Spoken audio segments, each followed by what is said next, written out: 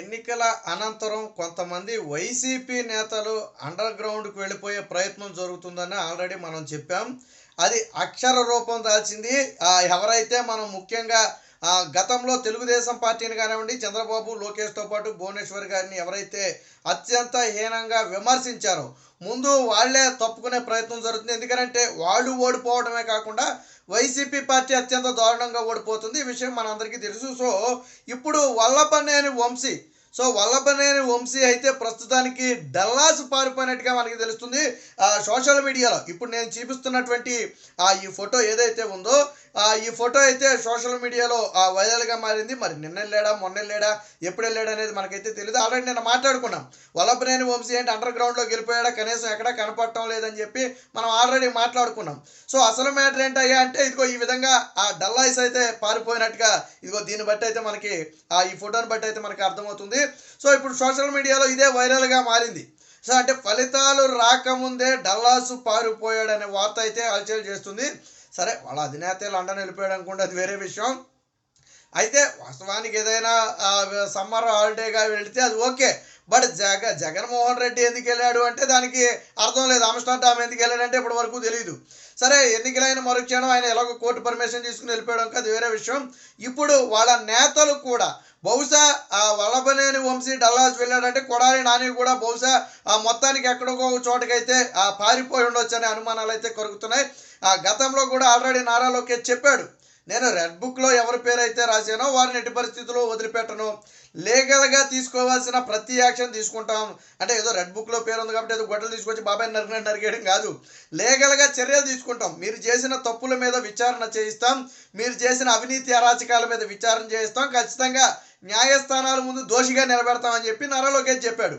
అన్నట్టుగానే నారా లోకేష్ ఇప్పుడు సమరానికి కూడా సిద్ధమవుతున్నాడు. ఫలితాలు వచ్చిన వెనువెంటనే రెడ్ బుక్లో ఉన్న అధికారుల మీద కానివ్వండి, నేతల మీద కానివ్వండి ఖచ్చితంగా చర్యలు అయితే తీసుకునే దిశగా అయితే తెలుగుదేశం పార్టీ ముందుకెళ్తుంది. అందులో ఎటువంటి సందేహం లేదు. ఎందుకంటే ఇప్పుడు చంద్రబాబు గారు అభివృద్ధి మీద దృష్టి పెడితే నారా లోకేష్ కింది వ్యవహారాల మీద దృష్టి పెడతాడు. అందులో ఎటువంటి సందేహం లేదు. పార్టీ కూడా, కార్యకర్తలు కూడా అదే కోరుకుంటున్నారు. ఎందుకంటే జగన్మోహన్ రెడ్డి లాంటి ఒక అరాచక శక్తిని ఎదుర్కొనే 5 ఏళ్ల పాటు ప్రాణాలకు తెగించి ఎంతోమంది ప్రాణాలను పోగొట్టుకుని కుటుంబాలన్నీ కూడా రోడ్డును పడినా కానీ పసుపు జెండా పట్టుకునేందుకు మోసారు అంటే రేపటి రోజున ప్రభుత్వం మారిన తర్వాత అందరికీ బుద్ధి చెప్తారన్న ఒక ఉద్దేశంతో. సో కాబట్టి తెలుగుదేశం పార్టీ ఆ దిశగా వెళ్తుందంటే ఎటువంటి సందేహం లేదు. భువనేశ్వరి గారిని అసెంబ్లీ సాక్షిగా అవమానించినటువంటి వ్యక్తి ఈ గన్నవరం పశువుల డాక్టర్. వాస్తవానికి డాక్టర్ వంశీ అంటారు. డాక్టర్ అంటే పశువుల డాక్టర్ అన్నమాట. సో అంటే పశువులు కనీసం మూగ జీవాలకైనా కొద్దో గొప్ప విశ్వాసం ఉంటుంది, ఆ గడ్డి తిని పాలిస్తాయి. కానీ ఆ విశ్వాసం కూడా లేకుండా తెలుగుదేశం పార్టీలో పుట్టి తెలుగుదేశం పార్టీలో పెరిగి ఆపేక్షతో ఈరోజు ఈ స్థాయికి వచ్చిన వల్లభనేని వంశీ అత్యంత నీచంగా, దారుణంగా భువనేశ్వరి గారి గురించి నిండు అసెంబ్లీలో మాట్లాడితే చంద్రబాబు గారు కూడా దుఃఖాన్ని ఆపుకోలేకపోయారు. అంటే అంత నీచమైన వ్యక్తులు ఈ వ్యక్తులు. సో మరి ఫలితం అనుభవించకుండా పోతారో, ఎక్కడికి పోతారో? మన ఎన్నికల సమయం చూడండి, తీవ్ర అస్వస్థతకు లోనాడు. నామినేషన్ వెళ్ళే క్రమంలో ఎండదెబ్బకి వడదెబ్బ వచ్చి పోతాడేమో కాసేపట్లో అన్న స్థాయిలో నీరసించిపోయాడు. సో పాప అనేది ఏది వదిలిపెట్టదు. చంద్రబాబు నాయుడు ముసలోడు అంటాడు, ఆయనేమో 74-75 ఏళ్ల వయసులో మండు టెంటలో రోజంతా ప్రచారం చేస్తే వీళ్ళు గట్టిగా తిప్పి కొడితే 2 గంటల్లో నామినేషన్ కార్యక్రమానికి వెళ్ళలేని పరిస్థితి, దానికి సొమ్మసిల్లి చెట్టు కింద పడుకునే పరిస్థితి. వీళ్ళు మళ్ళీ చంద్రబాబు గారి గురించి, ఆయన ఏజ్ గురించి వీళ్ళు మాట్లాడటం. సో భువనేశ్వర్ గారి గురించి అత్యంత నీచంగా మాట్లాడిన వ్యక్తుల్లో వల్లభనేని వంశీ ఒకడు. రేపు ప్రభుత్వాలు మారిన తర్వాత ఖచ్చితంగా నా పని పడతారు, ఇక నా చాప్టర్ క్లోజ్ అనుకున్నాడేమో తెలియదు. కానీ గన్నవరంలో ఓడిపోవడం అనేది ఖాయం. మెజారిటీ మీద పందాలు కాసుకుంటున్నారు అక్కడ. అంతేగాని గన్నవరంలో ఎవరు గెలుస్తారనే దాని మీద పందెం ఏమీ లేదు. అది వారు వన్ సైడే. కేవలం మెజారిటీ అంతనే దాని మీద మాత్రమే పందాలు జరుగుతున్నాయి. సో అక్కడ యార్లగడ్డ వెంకటరావు భారీ మెజారిటీతో గెలవబోతున్నాడు. గట్టిగా మాట్లాడితే వంశీ అత్యంత దారుణ పరాజయాన్ని, గతంలో ఎప్పుడూ చూడని పరాజయాన్ని చవి చూడబోతున్నాడు. వాస్తవానికి గన్నవరం అనేది టీడీపీ కంచుకోట.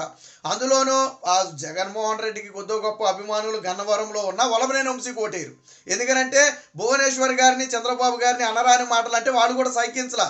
రాజకీయాన్ని రాజకీయంగా చూస్తారు తప్ప వ్యక్తిగతంగా మాట్లాడితే ఎవరో ఊరుకోరు. కాబట్టి వైసీపీ మీద అభిమానం ఉన్న వల్లభనేని వంశీకి టికెట్ ఇవ్వడం వల్ల అక్కడ మేము ఓటేయం. ఖచ్చితంగా ఆయన మాట్లాడిన పద్ధతి కరెక్ట్ కాదు. ఒక ఒక కుటుంబాన్ని అత్యంత నీచంగా దారుణంగా విమర్శించాడు అని చెప్పి చాలామంది చెప్పే పరిస్థితి.